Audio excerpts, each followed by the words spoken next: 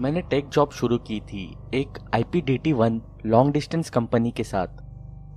वो कंपनी अब बंद हो चुकी है, पर पता नहीं कैसे वो इतना ज़्यादा बिजनेस कर पाई जब तक थी।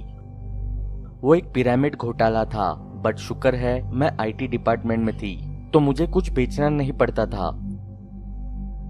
वो एक टिपिकल छोटा टेक सपोर्ट वाला कॉल सेंटर था। कस्टमर्स कॉल करते, वर्जन क्वेस्ट वाले कॉल करते थे और कहते थे DT1 लाइंस डाउन है और आउटेज हो गया है। सिर्फ मैं ही एक फीमेल थी अपने टीम में, और मैं ट्राई करती थी अपने मेल कलीग्स को दिखाने के लिए कि मैं भी वो सारा काम कर सकती हूँ जो मेरे मेल कलीग्स करते थे। इस बात को ज्यादा समय नहीं लगा था, मेरे कस्टमर्स ने मुझे रिस्पेक्ट करना शुरू कर दिया, क्योंकि मैं बहुत आराम से सब काम संभाल लेती थी। अपने आप को प्रूव करने के बाद मैंने डिसाइड किया कि मैं रात की 10 घंटे वाली नाइट शिफ्ट्स करना शुरू करूं। मैं वेडनेसडे से सैटरडे को दोपहर 1 बजे से रात को 12 बजे तक काम करती थी, और 1 घंटे का बीच में ब्रेक टाइम होता था, और 6 बजे के बाद मैं पूरी बिल्डिंग में अकेली होती थी। 6 बजे ऑफिस से निकलने के टाइम पे तो फिश मार्केट बन जाता था। मैं उन्हें ब्लेम नहीं करती, पर मेरे लिए 3 दिन का ऑफ 2 दिन से बेहतर था। जैसे कि मैंने बताया, मैं अकेली ही होती थी, मुझे ईमेल्स पे नजर रखनी पड़ती थी और सारे कॉल्स आंसर करने पड़ते थे। ये शिफ्ट थोड़ी स्लो होती थी। इस टाइम में वीडियो गेम्स, रीडिंग, स्कूल का काम और राइटिंग का काम किया करती थी, और कभी कभी मेन बिल्डिंग में इधर उधर घूम लेती थी अपने डेस्क के काम से थोड़ा ब्रेक लेने के लिए। मैंने अपने सेलफोन में वॉइड सिस्टम लगाया हुआ था ताकि कोई भी कॉल्स मिस ना हो। ऐसा करने से मैं सोडा और खाना वगैरह ले आया करती थी। एक बार मैं अपने डेस्क से दूर थी और नीचे लंच रूम से सोडा लेने जा रही थी। वेंडिंग मशीन बेसमेंट फ्लोर में थी। बेसमेंट में विंडोज की दीवार बनी हुई थी और एक सिक्योरिटी डोर भी था। मेन एंट्रेंस भी ऐसा ही था, बस वहाँ पे एक कैमरा था मेन डोर की तरफ, पर और कुछ नहीं जो सेफ लगे। मुझे बेसमेंट में जाना अच्छा नहीं लगता था, क्योंकि बिल्डिंग की पीछे वाली साइड एक घने जंगल को फेस करती थी। वहां जाने के लिए एक रास्ता बना हुआ था, पर पता नहीं किस वजह से उन्होंने वहां कोई लाइट्स नहीं लगाई थी। पता नहीं ऐसा क्यों था, पर जो भी था बहुत अजीब था। कभी कभी मुझे वहां जानवर आते जाते दिखते, और कभी ऐसा लगता जैसे मुझे कोई देख रहा है। मैं हमेशा कोशिश करती थी कि जल्दी करूं जब भी सोडा या कुछ खाने को लेने जाती। तो एक बार मैं सोडा लेने नीचे बेसमेंट में जा रही थी। वो एक बहुत लेजी नाइट थी, तो मुझे थोड़ा कैफीन चाहिए था, जिससे कि मुझ में थोड़ी एनर्जी आ जाती। मैंने पैसे चेक किए पूरे थे या नहीं, ताकि मैं फटाफट से सोडा खरीद कर वापस आ सकती। मैंने अपनी आंख टेढ़ी करके देखा तो मुझे ग्लास डोर के उस तरफ अंधेरे में कोई दिखा। मैं डर के मारे वहीं खड़ी हो गई और जंगल की तरफ देखने लगी, पर जैसे कि मैंने बताया वहाँ सिर्फ अंधेरा था। मुझे बहुत अनईजी हो रहा था और मुझे लग रहा था मुझे मुड़कर वापस अपने डेस्क पर चले जाना चाहिए, पर उस समय 9 बजे थे और मेरी शिफ्ट खत्म होने में टाइम था। मुझे जैसे भी फील हो रहा था, मैंने उसे इग्नोर किया और सोडा मशीन की तरफ गई और अपनी ड्रिंक सिलेक्ट की। सोडा नीचे आ गया और जैसे ही मैं उसे उठाने के लिए झुकी, मुझे एक जोर से पिंग की आवाज आई। ऐसे लग रहा था जैसे किसी ने ग्लास से किसी चीज पे मारा हो। मैं उठी और मेरे गर्दन के पीछे मेरे रोंगटे खड़े हो गए। मैं धीरे धीरे पीछे मुड़ी और डर रही थी कि वहां कोई दिख न जाए, पर जैसे ही मैं पीछे मुड़ी, मैंने फिर से देखा कि वहां सिर्फ अंधेरा ही था। मुझे लगा ये मेन फ्लोर पे जाने का अच्छा मौका था। मैंने लिफ्ट की वेट नहीं की और सीढ़ियों से भाग के ऊपर आई। मेरा दिल ऑलरेडी जोर से धड़क रहा था कि मैं वहां गई ही क्यों, और फिर वो जोर की आवाज और अब 2 फ्लोर सीढ़ियों से चढ़ना। मैं अपनी चेयर पर वापस आई और अपने आप को शांत करने की कोशिश की। मैं एक बिल्डिंग में थी जिसमें दरवाजे बंद थे और केबिन्स भी। मैं अपने आप को बार बार बोल रही थी कि वहां कुछ नहीं था, पर पता नहीं कहां से फिर मुझे ऐसे लगने लगा जैसे कि कोई मुझे देख रहा है। मैं अपने क्यूबिकल से उठी और इधर उधर ऑफिस में नजर घुमाई, पर कुछ भी आउट ऑफ प्लेस नहीं था। फिर मैंने बिल्डिंग के फ्रंट की तरफ देखा। पहले दरवाजे के बाहर एक पतला, लंबा और मैला सा आदमी खड़ा था।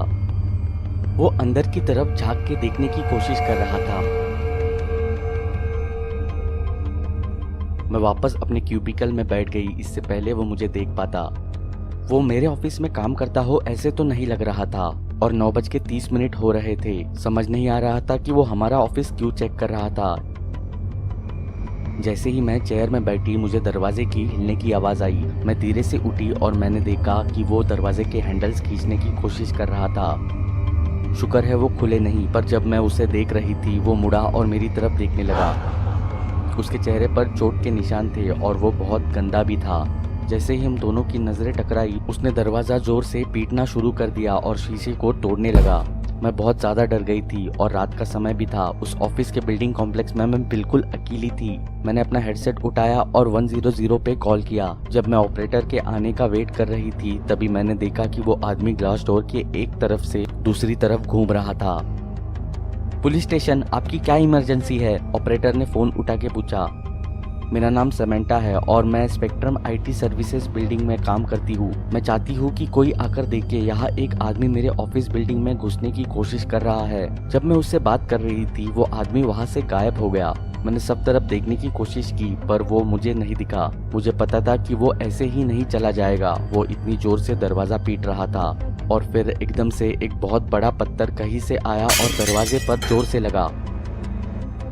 मैं चिल्लाई और अपने डेस्क के नीचे छुप गई। ऑपरेटर ने पूछा कि अभी क्या हुआ और मैंने बताया कि एक बड़ा पत्थर दरवाजे पर आके लगा। उसने पूछा कि ग्लास का दरवाजा इतना टूट गया है कि वो आदमी अंदर आ पाए। मैं देखना नहीं चाहती थी पर ऑपरेटर ने मुझे देखने को कहा ताकि पता चल सके कि वो आदमी कहाँ है।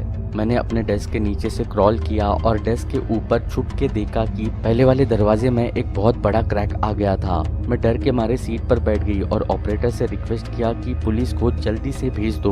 उसने कहा पुलिस रास्ते में है। मैंने ऐसी कहानियां पहले बहुत पढ़ी है और लोग कहते हैं कि पुलिस कभी भी टाइम पे नहीं पहुंच पाती और वो झूठ नहीं बोलते। ऐसा लग रहा था जैसे टाइम रुक गया है और तुम कुछ कर नहीं पा रहे। एक बार और दरवाजे की आवाज आई और उसके साथ ही शीशा टूटने की आवाज। मेरे बिल्डिंग्स के पास सायरन्स की आवाज आने लगी। मेरे कानों के लिए ये संगीत ही था। मैंने ऑपरेटर को बताया कि पुलिस आ गई है और उसे थैंक यू बोला।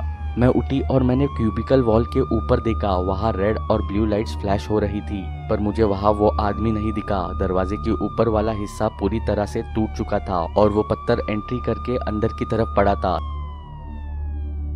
एक ऑफिसर अंदर आया और बाकी के ऑफिसर्स ने बिल्डिंग को चारों तरफ से घेर लिया था। मुझे उनकी गाड़ी की लाइट्स पूरी पार्किंग लॉट में चमकती हुई दिख रही थी। पहला ऑफिसर जो अंदर आया और जिसने मुझे ग्रीट किया वो एक बहुत दयालु आदमी था। उन्होंने मेरे साथ आराम से बात की और मुझे समझाने का टाइम दिया कि मेरे साथ क्या हुआ था। फिर मेरे बॉस आ गए और उन्होंने मेरा हाल पूछा और ऑफिस का नुकसान भी देखा। मेरे हस्बैंड को भी कॉल किया गया था और मैंने उन्हें बोला कि मुझे ऑफिसर्स घर छोड़ देंगे। मैंने थोड़े दिन के लिए छुट्टियां ली और दूसरी जॉब ढूंढने लगी जहां मुझे रात को काम ना करना पड़े। जब मैंने अपनी स्टेटमेंट दी तब मैंने ऑफिसर को बताया कि वो आदमी मेरे पुराने कलीग का जानने वाला हो सकता है जिसको चोरी करने की वजह से नौकरी से निकाल दिया था और वो कभी वापस आया नहीं। उसको पता था कि लोग कब आते और जाते थे। उसको ये भी पता था हम लोग बेचने वाले सेल फोन्स कहाँ रखते थे। ताला चाबी लगाकर नहीं बल्कि एक प्रोविजनर के डेस्क के नीचे स्मार्टफोन्स और ब्लैकबेरीज पड़े होते थे, वॉइस बॉक्सेस और फोन कार्ड्स भी। मैंने 1 महीने बाद ये नौकरी छोड़ दी और एक क्रेडिट कार्ड मशीन कंपनी में काम करने लगी। उस ऑफिस में बहुत लोग थे। वो कॉल सेंटर ही था पर मैं वहाँ बहुत सेफ फील करती थी। वहाँ सिक्योरिटी और सेफ्टी कैमरास हर जगह लगाए हुए थे। जैसे कि मैंने बताया वो कंपनी अब बंद हो चुकी है। उसको एक दूसरे कंपनी ने खरीद लिया था और उन्होंने सारे फंड्स खत्म कर दिए थे जिससे उसकी कोई वर्थ नहीं रही। और वो जो आदमी उस दिन जो मेरे ऑफिस में घुसने की कोशिश कर रहा था, मैं उम्मीद करती हूँ कि मैं उसे फिर वापस कभी ना मिलूं।